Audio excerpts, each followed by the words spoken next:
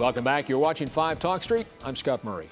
Our next guest has a rare treat in store for each and every one of us. A landmark exhibition tracing American art from the 1890s to the 1960s. It's coming to Fort Worth's Amon Carter Museum of American Art. And here to tell us all about it is their director, Andrew Walker. Welcome. Hi, Scott. It's great to be here. Well, it's great to have you here. And I think sometimes people hear something like this on TV and they go, oh, gee, so-and-so's coming to town. Hey, this is coming. But there's a lot of effort to land a collection, especially of something this magnitude, maybe best put. Absolutely. This is good stuff. It really is. I mean, the quality of the collection at the Phillips in Washington, D.C. Really was built over a long period of time from Duncan Phillips, their founder. And he amassed, knowing many of the artists over that period of time from about 1910 to in the early 1960s, he knew these artists and he bought some of the great American works and amassed this collection. Well, there's a 70-year, it's 1890s to 1960s. Some of the artists that people might recognize. Who might they be? Absolutely. It really begins with someone like Winslow Homer, one of the great American artists of the late 19th century, through Georgia O'Keeffe, Stuart Davis, who is a well-known artist in our own Amon Carter Museum, through Jackson Pollock and Mark Rothko, Richard Diebenkorn, from those early artists of the Romantic period right up to that moment of kind of explosion of abstract expressionism in the 1950s. And this is coming up next month, October 6th, easy to remember, 90 days, October 6th to January 6th, Absolutely, right? absolutely. Can't miss it. And it's free, is it not? It is. Everything that, one of the great legacies of the Amon Carters, of the museum, as spoken by the founder, Amon G. Carter, was that this museum would always be open and free to the public. People don't understand that, do they? It's remarkable, actually. It's such a gift. Yeah, you say art museum, you say, oh my gosh, I got a family of 4, and then we're going to have to do this. You walk in and enjoy. Absolutely, and there's no obstruction to that. Anyone can come in.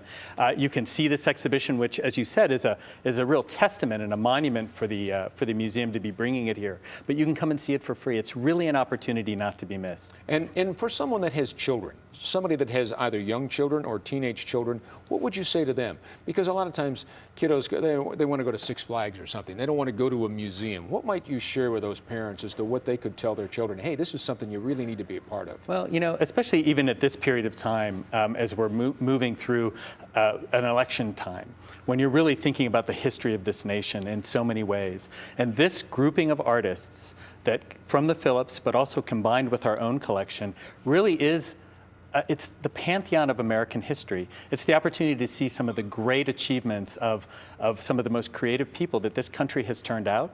And that is an opportunity that you can always do a roller coaster, but you won't always have the chance to see more than 300 great American works of art all brought together in one place. Now, how do you decide how you're going to display something like this? You've got this incredible opportunity to show this collection or this exhibition of art. How do you decide? Do you do it by decades? Say, okay, 1890 to 1900, 1900 to how do you decide how do you do that? That's a great question. I think for the exhibition itself of the Phillips collection, it's really following a chronology.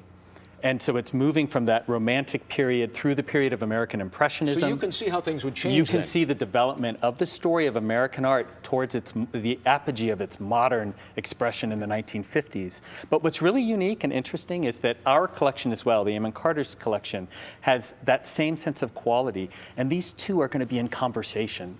Again, these great American collections that have been built by singular vision in many respects, talking to each other in our museum. It's going to be really, really exciting. When you mention Amon Carter, and of course everybody in this whole North Texas area certainly knows who he is and what he was all about, an iconic name, and all that he did, and yet I wonder here in 2012 now, if he were living, what he'd think of what the museum has become and what you continue to do on behalf of his name and the museum. What do you think would come to mind? I think he would be quite proud. I think he would be amazed that this idea that he had, that began with a collection of American Western art, really, has grown into be one of the great institutions. An idea has grown into an institution that brings to North Texas I would say, great American art museum in this country. And that's really a tremendous achievement.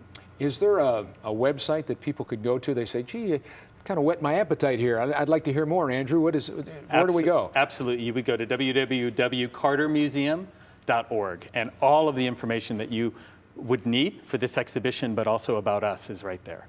Last question. What's the best part for you? Every day you hop in your car and you head home. I mean, you've got a pretty good gig here. This sounds like a lot of fun. It is a lot of fun. What's remarkable is not only the people that I work with, but the responsiveness of the community. That I've noticed that our museum is really Fort Worth's museum in many respects because of it telling the American story. And one thing I always think about, Scott, actually, when I come to work is that I get to proceed to my office through some of the great works of American art. And that's not something everybody gets to do. Yeah, that's some pretty good wallpaper, isn't it? It is. It's terrific. So. All right, Andrew Walker, Scott, thank you it's a much. pleasure. And thanks to everybody down at the Amon Carter. Thank you. Good stuff. Good stuff. Don't miss it, folks. October 6th through January 6th. Don't go away. We're back with more of 5 Talk Street right after this.